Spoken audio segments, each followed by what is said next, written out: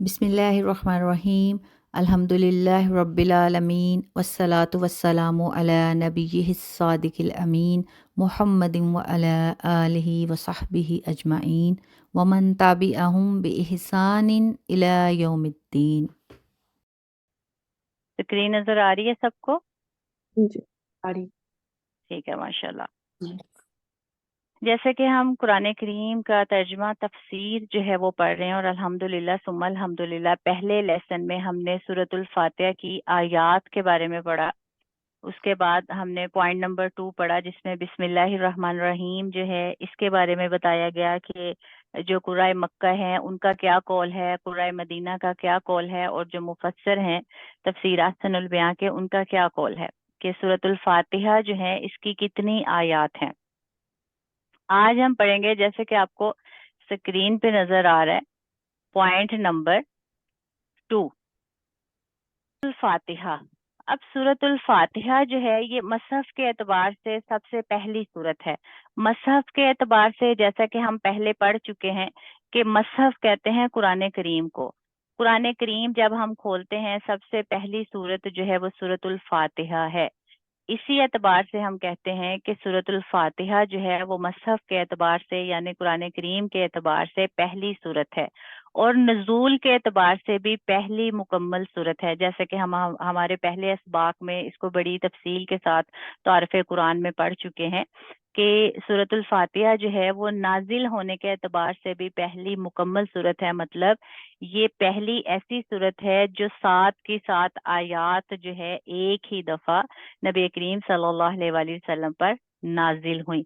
इससे पहले भी मुतफर्रक आयात हैं, मतलब मुख्तलिफ आयात हैं जो नाजिल हुई। जैसे कि हमने पढ़ा सूरतुल अलक जो है उसकी 5 आयात जो हैं, उसके आगाज की 5 आयात, और इसी तरह सूरह कलम की आयात जो हैं, सूरह नून की आयात, सूरत मुजम्मल की आयात, और कुछ जो है सूरत मुदस्सिर की आगाज की आयात जो हैं उनका भी जिक्र आता है। लेकिन 5वीं जो वही है उस पे इजमा है, इत्तफाक है कि ये मुकम्मल सूरतुल फातिहा जो है उसकी वही थी जो आप सल्लल्लाहु अलैहि वसल्लम पर मुकम्मल सूरत जो है फातिहा की शक्ल में नाजिल हुई। अब सबसे पहले फातिहा, फातिहा जो है ये फातहा यफ्ताहू से है। फातिहा सबको स्क्रीन नजर आ रही है? जी आ रही।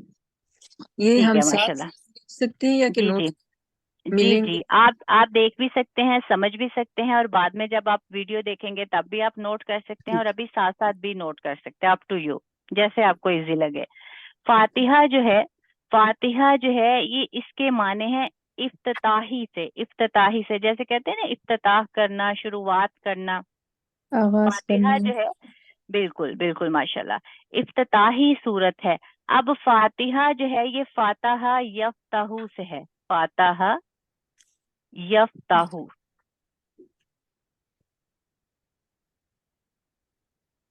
फातहा यफ्ताहू इसका मतलब होता है खोलना, खोलना। जैसे कि माशाल्लाह आप में से अगर कोई अरबिक लैंग्वेज जानता होगा तो मिफ्ताह, मिफ्ताहुन कहते हैं चाबी को, ठीक है, इसीलिए चाबी को मिफ्ताह कहा जाता है। जैसे फातहा यफ्ताहू खोलना और मिफ्ताहुन चाबी, ठीक है। इसीलिए फातिहा जो है, फातिहा के माने हुए इफ्तिताही सूरत, यानी कुरान करीम जो है इस सूरत से शुरू होती है। कुरान करीम जब हम खोलते हैं तो इस सूरत से उसका आगाज होता है, इसलिए इसको सूरतुल फातिहा भी कहा गया है, कुरान करीम की इफ्तिताही सूरत। अब सूरतुल फातिहा जैसे कि हमने तारुफ़े कुरान में पढ़ा कि इसके बहुत से नाम हैं। सूरतुल फातिहा जो है ये सबसे आम नाम है जो अल्हम्दुलिल्लाह सुम्मा अल्हम्दुलिल्लाह सब जानते हैं। इसके अलावा इसके और भी बहुत से नाम हैं, अल काफिया, अल शाफिया, उम्मुल कुरान, असासुल कुरान, रुकैया, इसी तरह और भी बहुत से नाम जो आगे मजीद हम जो है डिटेल में पढ़ेंगे। अब बिल इत्तफाक और बिल इजमा जो है इसकी आयात 7 हैं, जिसके बारे में हम पढ़ चुके हैं कि इसमें जो है जमहूर उलमा का, जमहूर कहते हैं, जमहूर बहुत ज्यादा, ठीक है, जमा जैसे कि कहते हैं ना जमा शुदा, جمہور علماء کا قول یہی ہے کہ بالاتفاق اور بالاجماع سورۃ الفاتحہ کی 7 آیات ہیں، ان کی تعداد جو ہے وہ 7 ہے۔ اسی طرح سورۃ الفاتحہ میں جو کلمات اور حروف ہیں ان کی جو تعداد ہے وہ سورۃ الفاتحہ جو ہے 25 کلمات اور 113 حروف پر مشتمل ہے۔ اور سورۃ الفاتحہ کی جو فضیلت ہے اس کے بارے میں صحیح مسلم حدیث نمبر 806 ہے، ابن عباس رضی اللہ عنہ سے روایت ہے کہ ایک مرتبہ رسول اللہ صلی اللہ علیہ وسلم کے پاس جبرائیل علیہ السلام بھی موجود تھے کہ آپ صلی اللہ علیہ وسلم نے اوپر کی طرف سے ایک آواز سنی۔ جبرائیل علیہ السلام نے اپنی نظر آسمان کی طرف اٹھائی اور فرمایا کہ آسمان کا ایک ایسا دروازہ کھلا ہے جو آج تک کبھی نہیں کھلا اور کبھی نہیں کھولا گیا۔ اس دروازے سے ایک فرشتہ نکل کر نبی کریم صلی اللہ علیہ وسلم کی خدمت میں حاضر ہوا اور اس نے کہا کہ آپ صلی اللہ علیہ وسلم کو بشارت ہو کہ آپ صلی اللہ علیہ وسلم کو 2 ایسے نور دیے گئے ہیں جو آپ صلی اللہ علیہ وسلم سے پہلے کسی نبی کو نہیں دیے گئے۔ سبحان اللہ۔ ایک سورۃ الفاتحہ اور دوسرا سورۃ البقرہ کی آخری آیات۔ اب اس سے ہمیں یہ سورۃ الفاتحہ کی فضیلت کا پتہ چلتا ہے کہ کتنی بابرکت اور کتنی فضیلت سے بھری یہ سورت ہے کہ جب یہ اللہ تبارک و تعالیٰ نے آسمان کا وہ دروازہ کھولا جو کبھی پہلے نہیں کھولا گیا، سب سے بڑی بات تو یہ، اور دوسری بات یہ کہ نبی کریم صلی اللہ علیہ وسلم سے پہلے کسی نبی کو ایسا جو ہے نور نہیں دیا گیا جو اس دن اللہ تبارک و تعالیٰ نے آپ صلی اللہ علیہ وسلم کو دیا۔ ان میں سے ایک سورۃ الفاتحہ اور دوسرا سورۃ البقرہ کی آخری آیات۔ اب جیسے کہ آپ کے سامنے اسکرین پہ بھی آپ لوگ دیکھ سکتے ہیں، ہم پڑھ رہے ہیں سورۃ الفاتحہ جو ہے اس کی تفسیر۔ ابھی جیسا کہ میں نے آپ کے ساتھ جو ہے اس کی کچھ فضیلت اور کچھ جو ہے پہلے ہم پڑھ چکے ہیں، وہ ساری باتیں میں نے آپ کے ساتھ شیئر کی۔ اب تفسیر احسن البیاں میں اس کے بارے میں کیا تفسیر کی گئی ہے وہ ہم پڑھتے ہیں۔ سورۃ الفاتحہ جیسے کہ آپ کو اسکرین پہ نظر آ رہا ہے، سورۃ الفاتحہ کے اوپر لکھا ہوا ہے پوائنٹ نمبر 2۔ اسی طرح ہم آئیں گے تفسیر میں پوائنٹ نمبر 2 پہ کہ اس کے بارے میں کیا کہا گیا ہے۔ سورہ فاتحہ قرآن مجید کی سب سے پہلی سورت ہے۔ حدیث میں اس کی بڑی فضیلت آئی ہے۔ فاتحہ کے معنی آغاز اور ابتدا کے ہیں، ٹھیک ہے، جیسا کہ میں نے پہلے آپ کو بتایا فاتحہ یفتح، ٹھیک ہے، شروع کرنا، کھولنا، آغاز کرنا۔ ویسے فاتحہ جو ہے اس کے بیسک جو معنی ہیں وہ ہے کھولنا۔ اور افتتاحی صورت سے آپ سمجھ سکتے ہیں جیسے آغاز اور ابتدا کہا جا رہا ہے، جیسے ہم کہتے ہیں نا آج یہ فلاں جو ہے اس کام کا افتتاح تھا، مطلب اس کام کا آغاز کیا گیا، اس کام کی ابتدا کی گئی، اس کام کو شروع کیا گیا۔ اسی طرح فاتحہ جو ہے اس کے معنی آغاز اور ابتدا کے ہیں، اس لیے اسے الفاتحہ یعنی فاتحۃ الکتاب کہا جاتا ہے، اوپننگ سورہ آف دا قرآن، مطلب جس سے قرآن کریم جو ہے، جس صورت سے قرآن جو ہے وہ شروع کیا جاتا ہے، کھولا جاتا ہے۔ اس کے اور بھی کئی نام احادیث سے ثابت ہیں، مثلا ام القرآن، السبع المثانی، القرآن العظیم، الرقیہ۔ اب یہ جو الرقیہ ہے، رقیہ کہتے ہیں دم کو، ٹھیک ہے۔ اسی طرح بخاری شریف جو ہے اس میں امام بخاری رحمہ اللہ جو ہے اپنی صحیح بخاری کی کتاب میں فضائل القرآن باب ہے، اس میں ابو سعید خدری رضی اللہ عنہ سے روایت کرتے ہیں کہ ہم ایک سفر میں تھے، ہم نے ایک جگہ پر پڑاؤ ڈالا تو ایک لڑکی آئی اور اس نے کہا کہ اس قبیلے کے سردار کو بچھو نے ڈس لیا۔ جب وہ لڑکی آئی تو اس نے کہا کہ ہمارے بستی کے لوگ جو ہیں وہ غائب ہیں، تو کیا تم میں سے کوئی ایسا ہے جو میرے ساتھ جا کے ہمارے سردار کو بچھو کے ڈسنے پہ دم کر دے؟ تو صحابہ جو ہیں اس میں ابو سعید خدری جو ہے وہ بیان کرتے ہیں کہ ہم میں سے ایک آدمی اٹھ کر اس کے ساتھ چلا گیا۔ اس کے بارے میں ہمیں گمان نہیں تھا کہ وہ دم جانتا ہے، مگر اس نے دم کیا اور وہ سردار جو ہے وہ صحت یاب ہو گیا۔ جب وہ سردار صحت یاب ہو گیا تو اس نے حکم دیا کہ انہیں 30 بکریاں جو ہیں وہ دے دی جائیں، اور انہیں جو ہے انہوں نے بکریوں کا دودھ بھی پلایا۔ جب وہ واپس آیا تو پھر انہوں نے پوچھا کہ کیا تم جانتے تھے کہ یہ دم ہے؟ تو اس نے کہا نہیں۔ تو وہ بیان کرتے ہیں کہ میں نے کہا کہ یہ بات جو ہے اپنے تک ہی رکھو، جب ہم نبی کریم صلی اللہ علیہ وسلم کے پاس پہنچیں گے تو آپ صلی اللہ علیہ وسلم سے اس کا ذکر کریں گے۔ اس نے جو ام الکتاب پڑھ کر یعنی سورۃ الفاتحہ پڑھ کر دم کیا۔ اب انہوں نے یہ بات خود تک رکھی، پھر جب وہ نبی کریم صلی اللہ علیہ وسلم کی خدمت میں حاضر ہوئے تو انہوں نے پوچھا، تو جب وہ مدینہ واپس آئے تو اس واقعے کا ذکر کیا تو نبی کریم صلی اللہ علیہ وسلم نے فرمایا وما کان یدریہ انہا رقیۃ، کہ کیا تم جانتے تھے کہ یہ دم ہے؟ اقسموا وضربوا لی سمعہم، نبی کریم صلی اللہ علیہ وسلم کو جب انہوں نے سارا واقعہ سنایا کہ ایسے ایسے ایک لڑکی ہمارے پاس آئی اور اس نے ہم سے کہا کہ ہمارے سردار کو بچھو نے ڈس لیا تو کوئی دم کرنے والا ہے، تو میں اس کے ساتھ چلا گیا، میں نے ام القرآن جو ہے پڑھ کے دم کیا اور سردار جو ہے وہ صحت یاب ہو گیا۔ اس صحت یابی کے بدلے انہوں نے ہمیں 30 بکریاں دی، ہمیں دودھ بھی پلایا۔ تو نبی کریم صلی اللہ علیہ وسلم نے فرمایا کہ تمہیں پتا تھا کہ یہ دم ہے؟ تو اس نے کہا کہ نہیں۔ تو آپ صلی اللہ علیہ وسلم نے فرمایا بہرحال تم نے درست کیا، آپ صلی اللہ علیہ وسلم نے اس کو صحیح قرار دیا۔ اب اسی لیے اس صورت کو رقیہ بھی کہا گیا ہے، مطلب دم۔ اس سے ہمیں یہ پتہ چلتا ہے کہ اگر کوئی زہریلا جانور یا کچھ بھی کیڑا آپ کو جو ہے کاٹ لیتا ہے، ڈس لیتا ہے، تو آپ اگر اس پہ سورۃ الفاتحہ جو ہے پڑھ کے دم کرتے ہیں تو اللہ تبارک و تعالیٰ جو ہے اس کو شفا دے دیتے ہیں۔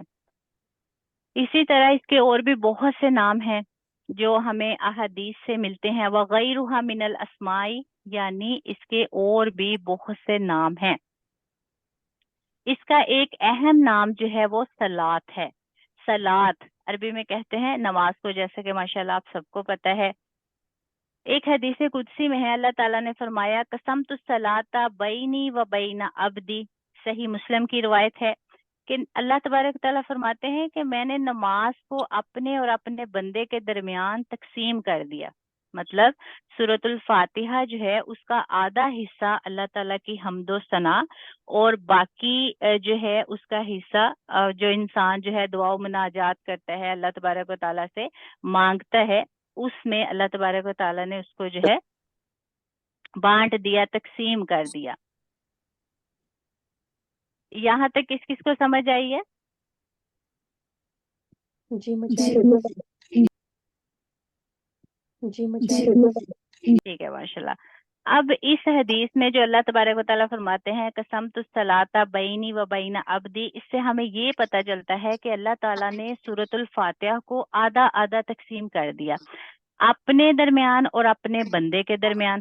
اب جیسے کہ اگر آپ سورۃ الفاتحہ کی آیات پہ غور کریں تو شروع میں دیکھیں آتا ہے الحمدللہ رب العالمین، کہ مطلب ہم اللہ تبارک و تعالیٰ کی تعریف بیان کرتے ہیں کہ اللہ تبارک و تعالیٰ کے لیے ہی سب تعریفیں ہیں جو تمام جہانوں کو پالنے والا ہے۔ اسی طرح آگے الرحمن جو ہے یہ بھی اللہ تبارک و تعالیٰ کے صفاتی ناموں میں سے ہے، الرحیم جو ہے یہ بھی اللہ تبارک و تعالیٰ کے صفاتی ناموں میں سے ہے، مالک یوم الدین اس میں بھی ہم اللہ تبارک و تعالیٰ کی جو ربوبیت ہے، اللہ تبارک و تعالیٰ کے رب ہونے کو ہم ذکر کر رہے ہیں، رحمان ہونے کو ذکر کر رہے ہیں۔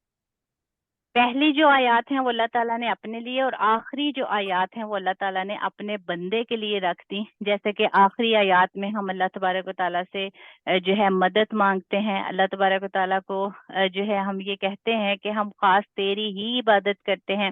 پھر ہم اللہ تبارک و تعالیٰ سے دعا کرتے ہیں کہ اللہ تعالیٰ ہمیں جو ہے صراط مستقیم جو ہے اس کی ہدایت دے، سیدھے راستہ جو سیدھا راستہ ہے وہ ہمیں دکھا۔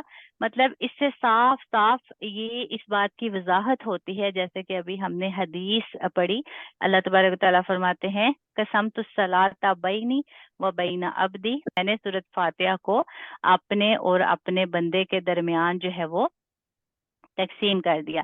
اب اس کو صلاۃ جو ہے کہا گیا ہے، جس سے یہ معلوم ہوتا ہے کہ نماز میں اس کا پڑھنا بہت ضروری ہے۔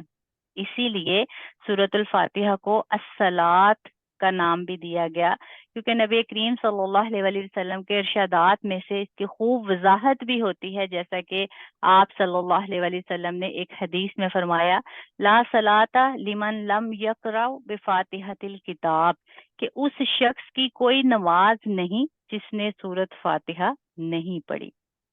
اب دیکھیں اس حدیث میں جو ہے لیمن، من جو لفظ ہے وہ لفظ عام ہے جو ہر نمازی کو شامل ہے، مطلب ہر نمازی کے لیے یہ بولا گیا۔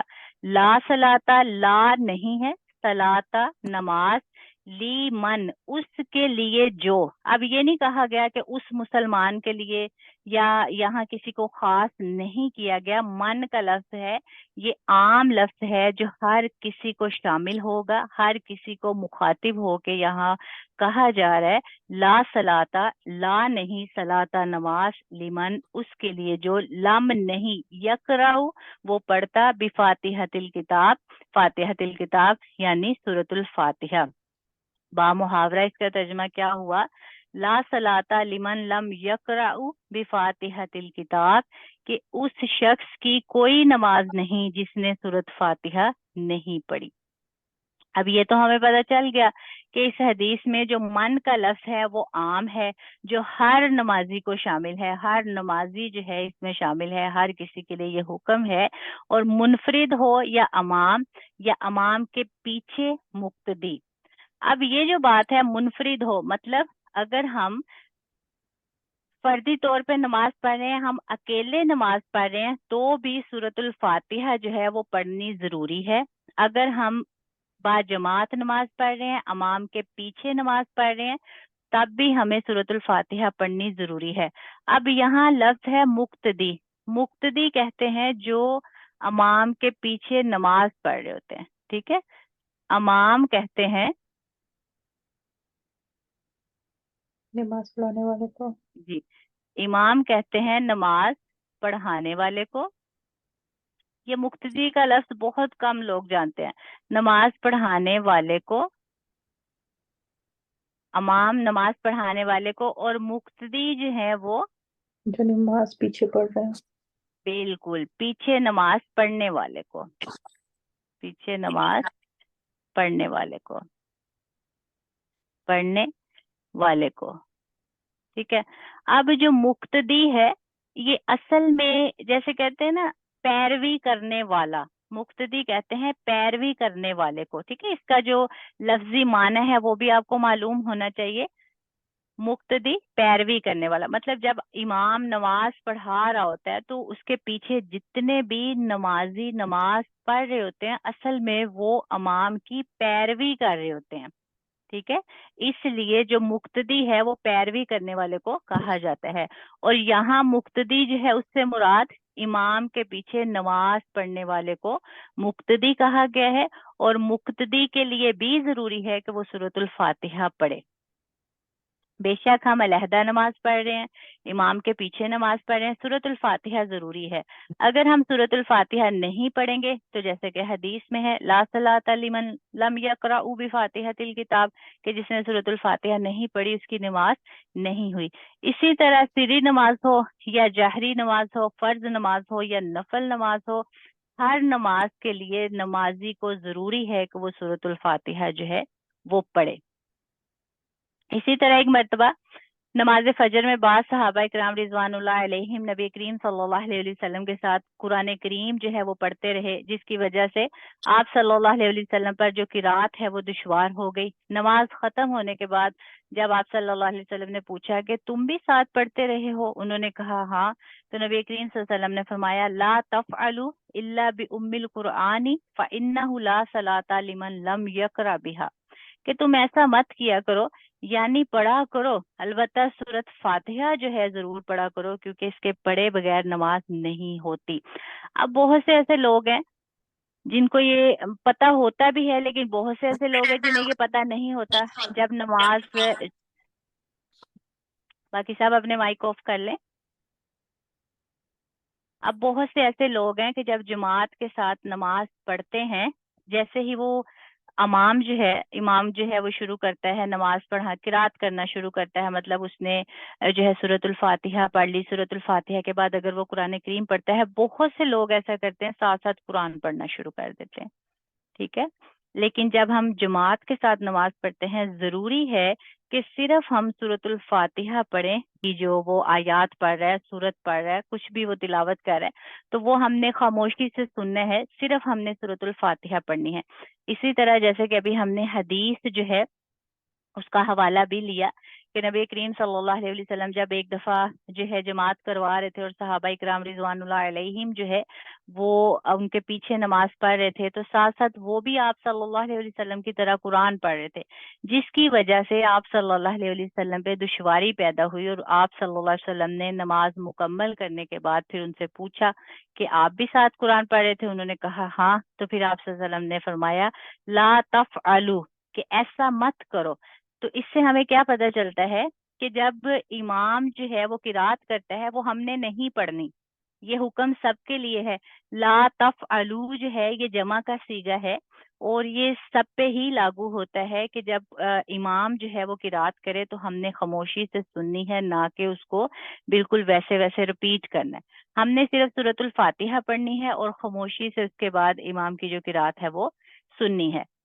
اسی طرح حضرت ابو ہریرہ رضی اللہ عنہ سے مروی ہے مطلب روایت ہے کہ نبی کریم صلی اللہ علیہ وسلم نے فرمایا من صلی صلاۃ لم یقرأ فیہا بأم القرآن فہی خداج ثلاثا غیر تمام، جس نے بغیر فاتحہ کے نماز پڑھی وہ ناقص ہے، مکمل نہیں، 3 مرتبہ نبی کریم صلی اللہ علیہ وسلم نے فرمایا۔ مطلب اس سے بھی ہمیں، اس حدیث سے بھی ہمیں سورۃ الفاتحہ جو ہے اس کی فضیلت کے بارے میں سمجھ آتی ہے کہ سورۃ الفاتحہ جو ہے وہ پڑھے بغیر ہماری نماز مکمل نہیں ہوتی، نماز جو ہے وہ ناقص رہتی ہے، مطلب اس میں کمی رہتی ہے۔ 3 مرتبہ نبی کریم صلی اللہ علیہ وسلم نے یہ الفاظ دہرائے۔ ابو ہریرہ رضی اللہ عنہ سے پوچھا گیا انا نکون وراء الامام، امام کے پیچھے بھی ہم نماز پڑھتے ہیں، اس وقت کیا کریں؟ مطلب جب آپ صلی اللہ علیہ وسلم نے یہ فرمایا تو پھر یہ سوال پیدا ہوا کہ کیا امام کے پیچھے جب ہم پڑھتے ہیں تو پھر اس وقت کیا حکم ہے؟ حضرت ابو ہریرہ رضی اللہ عنہ نے فرمایا اقرا بہا فی نفسک، امام کے پیچھے تم سورہ فاتحہ اپنے دل میں پڑھو۔ ٹھیک ہے، جیسا کہ پہلے میں نے آپ کو بتایا کہ جب ہم جماعت کے ساتھ نماز پڑھتے ہیں، امام کے پیچھے ہم مقتدی بن کے کھڑے ہوتے ہیں، تو پھر ہم کیا کریں گے؟ جیسے ہی اپنی نماز شروع کریں گے تو ہم سورۃ الفاتحہ پڑھ کے خاموش ہو جائیں گے، اور پھر جو امام قرات کرے گا اس قرات کو سنتے رہیں گے۔ ٹھیک ہے، اور آپ سورۃ الفاتحہ اگر آپ لیٹ پہنچتے ہیں اور امام جو ہے وہ سورۃ الفاتحہ پڑھ چکا ہے یا پڑھ رہا ہے، تو جیسے ہی امام خاموش ہو جائے گا تو آپ بعد میں بھی پڑھ سکتے ہیں، اور اگر آپ پہلے پہنچتے ہیں اور ساتھ ہی نماز شروع کرتے ہیں تو آپ شروع میں بھی جو ہے اس کو پڑھ سکتے ہیں۔ اب اس سے بھی ہمیں پتہ چل گیا کہ ہم نے دل میں ہی پڑھنی ہے۔ ٹھیک ہے، اور ان دونوں حدیثوں سے واضح ہوا کہ قرآن مجید میں جو آتا ہے وَإِذَا قُرِئَ الْقُرْآنُ فَاسْتَمِعُوا لَهُ وَأَنصِتُوا لَعَلَّكُمْ تُرْحَمُونَ۔ ماشاءاللہ اس آیت کا ترجمہ اتنا خوبصورت ہے، اگر ہم اس کو اچھے سے سمجھ لیتے ہیں، سیکھ لیتے ہیں اور اس پہ عمل کرتے ہیں تو اس کی مکمل فضیلت کو ہم پا لیتے ہیں۔ جیسے کہ قرآن مجید میں آتا ہے وَإِذَا قُرِئَ الْقُرْآنُ فَاسْتَمِعُوا لَهُ وَأَنصِتُوا لَعَلَّكُمْ تُرْحَمُونَ، جب قرآن پڑھا جائے تو توجہ سے سنو اور خاموش رہو تاکہ تم پر رحم کیا جائے۔ اللہم اجعلنا منہم۔ یا حدیث وَإِذَا قَرَأَ فَأَنصِتُوا، کہ جب حدیث بھی پڑھی جائے تو پھر تم خاموش رہو بشرط صحت۔ مطلب اب اگر آپ کی صحت ایسی ہے جیسے کوئی بیمار ہے، یا کچھ ایسے بندے ہوتے ہیں جو اپنے جو زبان پہ کنٹرول نہیں کر سکتے، یا ایسی ان کی طبیعت ایسی ہوتی ہے جو مطلب ڈسیبل پرسنز ہوتے ہیں، ان سے ہٹ کے اگر صاحب عقل انسان ہے اور وہ جو ہے خاموشی سے قرآن کریم جو ہے جب پڑھا جاتا ہے اس کو سنتا ہے تو اللہ تبارک و تعالیٰ جو ہے اس پہ رحم کرتے ہیں۔ جب امام قرات کرے تو خاموش رہو، اس کا مطلب یہ ہے کہ جاہری نمازوں میں مقتدی سورۃ الفاتحہ کے علاوہ باقی قرات خاموشی سے سنیں۔ ٹھیک ہے، سورۃ الفاتحہ آپ نے پڑھنی ہی پڑھنی ہے، اور اس کے بعد جو قرات ہوگی وہ خاموشی سے سنیں گے۔ امام کے ساتھ قرآن نہ پڑھیں، جیسے کہ نبی کریم صلی اللہ علیہ وسلم نے فرمایا کہ لا تفعلوا الا بأم القرآن فإنه لا صلاۃ لمن لم یقرأ، کہ قرآن کریم پڑھنے سے منع کیا لیکن سورۃ الفاتحہ جو ہے اس کے پڑھنے کو ضروری قرار دیا۔ امام سورۃ الفاتحہ کی آیات وقفوں کے ساتھ پڑھے جو مسنون بھی ہے، اور مقتدی ان وقفوں میں سورۃ فاتحہ پڑھے یا مقتدی سورۃ فاتحہ امام کی اس خاموشی میں پڑھے جو وہ سورۃ فاتحہ پڑھنے سے پہلے کرتا ہے یا قرات کے اختتام پر. جیسا کہ میں نے پہلے آپ کو اس بات کی وضاحت کر دی کہ سورۃ الفاتحہ جو ہے جب ہم نماز امام کے ساتھ شروع کرتے ہیں اور جیسے ہی نماز شروع ہوتی ہے کچھ دیر امام جو ہے وہ خاموش رہتا ہے. اب جب امام کچھ دیر خاموش رہے گا تب ہم سورۃ الفاتحہ پڑھ لیں گے، یا پھر جیسے ٹھہر ٹھہر کر امام جو ہے سورۃ الفاتحہ کی تلاوت کرتا ہے اس وقفے کے دوران بھی ہم پڑھ سکتے ہیں، یا اگر وہ پڑھ کے خاموش ہو جاتا ہے تو پھر اس وقت بھی ہم قرات کے اختتام پر سورۃ الفاتحہ جو ہے وہ پڑھ سکتے ہیں. اب صحیح روایات سے جو قرات کے بعد سکتہ ثابت ہے، مطلب قرات کے بعد جب قرات کر لیتے ہیں اور اس کے بعد کچھ دیر چپ رہنا جو ہے یہ صحیح روایات سے ثابت ہے. اسی طرح آیت قرآن اور احادیث صحیحہ میں الحمدللہ کوئی ٹکراؤ نہیں رہتا. مطلب اگر ہم سورۃ الفاتحہ جو ہے وہ جب امام جو ہے وہ شروع میں خاموش رہتا ہے تب بھی ہم پڑھ لیتے ہیں تو بھی صحیح ہوگا، اور اگر وہ امام کے وقفوں کے درمیان ہم پڑھتے ہیں تو بھی صحیح ہوگا، اور اگر ہم اس پہ عمل کرتے ہیں تو پھر قرآن اور احادیث صحیحہ جو ہے مطلب صحیح احادیث جو ہے ان میں کوئی اختلاف کوئی ٹکراؤ جو ہے وہ باقی نہیں رہتا، دونوں پر عمل ہو جاتا ہے. اسی طرح سورۃ الفاتحہ کی ممانت سے یہ بات ثابت ہوتی ہے کہ خاکم بدہن مطلب جیسے کہتے ہیں نا میرے منہ میں خاک ہو. یہ لفظ جو ہے ان الفاظ کے میں آپ کو جو لفظی معنی ہے وہ اس لیے بتا رہی ہوں تاکہ جب آپ خود سے قرآن کریم کی تفسیر کا یہ پیج پڑھیں تو آپ کے ذہن میں کوئی ایسا لفظ کوئی ایسا حرف نہ ہو کہ جس کے معنی مفہوم جو ہے وہ آپ کو سمجھ نہ آئے. تو خاکم بدہن سے مراد جو ہے جیسے کہتے ہیں منہ میں خاک. اب سورۃ فاتحہ کی ممانت مطلب سورۃ فاتحہ سے منع کرنا جو ہے اس سے یہ ثابت بات ہوتی ہے کہ خاکم بدن یعنی ہمارے منہ میں خاک کے قرآن کریم اور احادیث صحیحہ میں ٹکراؤ ہے. اگر ہم ایسا کہیں کہ حدیث اور قرآن میں ٹکراؤ ہے تو ہمارے منہ میں خاک اور دونوں میں سے کسی ایک ہی پر عمل ہو سکتا ہے، بیک وقت دونوں پر عمل ممکن نہیں. فنعوذ باللہ من ھذا. تو یہ بات کرنے کا مقصد یہ ہے کہ ایسی کوئی بھی بات کوئی بھی ایسی اگر ہم بات کو ذکر کرتے ہیں کہ جو سورۃ الفاتحہ جو ہے جس میں اس کی ممانت کا ذکر آتا ہے تو سب سے پہلے تو ہم یہی کہیں گے کہ ہمارے منہ میں خاک ایسی کوئی بات نہیں. قرآن اور حدیث جو ہے ہمیشہ ان میں مطابقت پائی جاتی ہے اور مطابقت ہے، دونوں میں کسی قسم کا کوئی ٹکراؤ نہیں. اور اگر ہم قرآن اور حدیث دونوں کو ساتھ لے کے چلتے ہیں تو ہمیں جو ہے کسی بھی دینی معاملے میں کوئی بھی ایسا کام نہیں جس میں مشکل پیش آتی ہے، اور اس کا جو ریزلٹ ہے جیسے کہ نبی کریم صلی اللہ علیہ وسلم نے فرمایا وَاعْتَصِمُوا بِحَبْلِ اللَّهِ جَمِيعًا کہ اللہ کی رسی کو مضبوطی سے پکڑ لو اگر ہم کامیاب ہونا چاہتے ہیں. پھر جو ہے اللہ کی رسی جو ہے اس کی وضاحت بھی کی گئی کہ وہ قرآن اور حدیث ہے. تو یہ سورۃ الفاتحہ جو ہے اس کی فضیلت ہم نے قرآن اور احادیث کی روشنی میں پڑھی، اور الحمدللہ ثم الحمدللہ امید کرتی ہوں کہ آپ کو اچھے سے سمجھ آئی ہوگی. اور اگر اس لیسن میں کوئی بھی کسی کا سوال ہے تو آپ پوچھ سکتے ہیں. جی میں یہ پوچھنا چاہتی ہوں جتنی آپ نے یہ حدیث پڑھی ہیں یہ بھی ہمیں یاد کرنا ہوں گی نا؟ حدیث جی بالکل میں آپ کو بتا دیتی ہوں. اب آپ لوگوں کو ذہن نشین کیا کیا کرنا ہے، ٹھیک ہے جی بالکل تاکہ آپ لوگوں کے لیے آسانی رہے. اب سب سے پہلے دیکھیں ہم نے پڑھا کہ سورۃ الفاتحہ جو ہے اس کے نام، ٹھیک ہے کچھ ایسے نام ہیں جو آپ کو یہ سامنے نظر آ رہے ہیں، اور کچھ ایسے نام ہیں جو میں نے دوسری تفاسیر سے یا جو بھی میرے علم میں تھا وہ میں نے آپ کے ساتھ شیئر کیا، جیسے کہ ہم پہلے پڑھ چکے ہیں کافی نام، ٹھیک ہے. تو یہ جو آپ کے سامنے ہے یہ تو آپ نوٹ کر لیں گے، لیکن جو ویڈیو سے سن کے آپ لوگوں کو ملیں گے وہ بھی آپ لوگ اپنی نوٹ بک میں نوٹ کریں گے، ٹھیک ہے. اس کے بعد پھر قسمت الصلاۃ بینی و بین عبدی، یہ حدیث آپ ضرور یاد کریں گے کہ اللہ تبارک و تعالیٰ نے فرمایا کہ میں نے جو ہے نماز کو اپنے اور اپنے بندے کے درمیان جو ہے وہ 2 حصوں میں تقسیم کر دیا، آدھی میرے لیے اور آدھی میرے بندے کے لیے. پھر اس کے بعد جو ہے آپ سورۃ الفاتحہ کی فضیلت میں یہ حدیث یاد کریں گے کہ جس نے سورۃ الفاتحہ نہیں پڑھی اس کی نماز نہیں ہوئی. لا صلاۃ لمن لم یقرأ بفاتحۃ الکتاب، ٹھیک ہے. اور اس کے بعد پھر ایک اور حدیث جس میں نبی کریم صلی اللہ علیہ وسلم جب قرآن کریم پڑھ رہے تھے تو پیچھے صحابہ کرام رضوان اللہ علیہم جو ہے وہ بھی پڑھتے رہے، جس سے آپ صلی اللہ علیہ وسلم جو ہے ان پر دشواری ہوئی، اور آپ صلی اللہ علیہ وسلم نے پھر حکم دیا لا تفعلوا الا بام القرآن فانه لا صلاۃ لمن لم یقرأ بها. اب اس میں صرف آپ کو پہلے الفاظ یاد کرنا ہوں گے، ٹھیک ہے.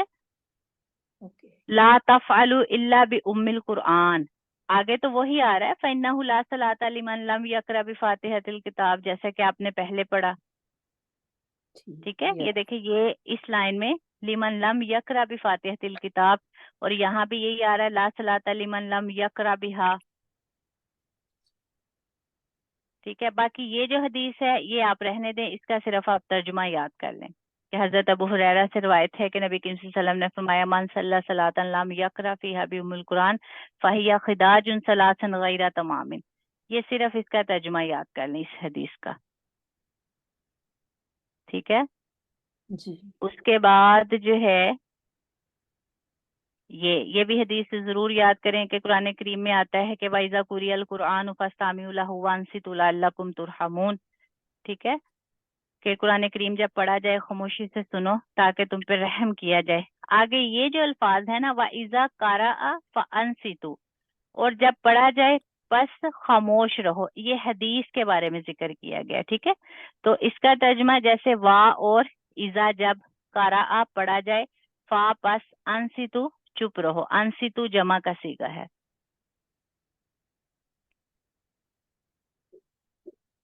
سمجھ آ گئی سب کو؟ اب صرف آپ نے کیا کرنا ہے، ایک یہ لائن، ایک یہ لائن، ایک یہ لائن، تین لائنیں، اور بس ایک یہ لائن، 4 لائنز ہیں بس جو آپ لوگوں نے یاد کرنی ہے. اور میرے خیال سے جو حفظ کے اسٹوڈنٹس ہیں وہ تو آدھا آدھا رکوع یاد کر لیتے ہیں، یہ 4 لائنز تو ان کے لیے کوئی مسئلہ نہیں ہے.